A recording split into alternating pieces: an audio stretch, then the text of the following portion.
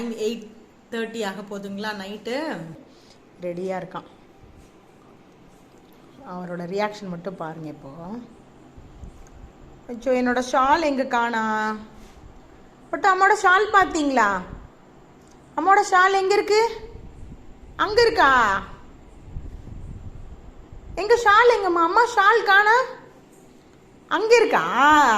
சரி, ஷால் போட்டுக்கிட்டுமா? போட்டுக்கிறேன். போட்டு என்ன பண்ணணும்? ஐயோ நான் போடவே இல்லையே. வாக்கிங்கிற வார்த்தை இருமா. சரி சரி சரி, நடந்தா தானே போக முடியும். ஜம்ப் பண்ணால் எப்படி போக முடியும்?